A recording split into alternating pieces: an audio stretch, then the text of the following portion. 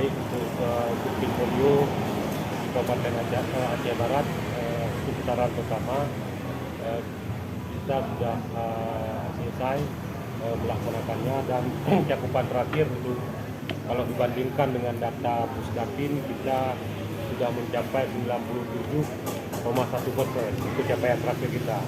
Karena dengan data real kita sudah mencapai 100% lebih. Berapa sasaran? Sasaran untuk sasaran realnya yang dari pemetaan yang dilakukan oleh petugas puskesmas itu untuk umur 0 sampai 12 tahun ada 41.238 sasaran. Sementara untuk Pusdatin itu ada 42.944 sasaran. Tindak lanjut selanjutnya, Pak? Tindak lanjut ke depan adalah kita akan melakukan subkin putaran kedua, karena untuk penanggulangan KLB polio ini kita diwajibkan untuk melaksanakan 2 dosis imunisasi pin polio untuk polio. Emang udah ada kasus polio di Aceh Barat? Di Aceh Barat tidak ada. Jadi dasar pelaksanaan subkin polio di Kabupaten Aceh Barat adalah adanya kasus polio di Kabupaten Pidi. Jadi perlu kita ketahui bersama bahwa Indonesia sudah menerima sertifikat eradikasi polio di tahun 2014, sehingga begitu ditemukan adanya satu kasus positif di Kecamatan Mane, Kabupaten Pidi, itu menyebabkan mata dunia menuju ke Indonesia, khususnya Aceh, dan lebih khusus lagi ke Pidi. Sehingga pasca ditemukannya kasus tersebut, Kementerian Kesehatan, Bupati Pidi, dan juga Gubernur Aceh itu sudah mengeluarkan surat tentang KLB di Kabupaten Pidi.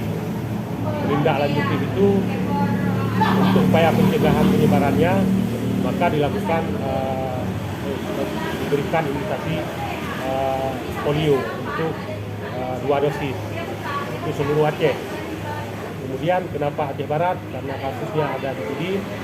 Itu kalau kita lihat mobilisasi masyarakat antara Kabupaten Pidi dengan Kabupaten Aceh Barat itu cukup tinggi. Kemudian sanitasi juga berpengaruh. Jadi di Kabupaten Aceh Barat sendiri, desa ODS atau SDS, desa yang masyarakatnya tidak buang hajat sembarangan itu masih sangat kecil. Artinya potensi penyebaran polio ini ada. Yang kedua adalah hasil medical record review, hospital record review di Kabupaten Aceh Barat, kita tidak pernah mengirimkan sampel terduga polio itu selama beberapa tahun yang sudah lalu. Untuk tahun ini alhamdulillah kita sudah mengirim 4 sampel dan hasilnya negatif. Selain itu cakupan imunisasi di Kabupaten Aceh Barat itu sangat rendah. Jadi untuk IDL-nya sendiri di bawah 30%. Udah berapa lama nggak pernah ada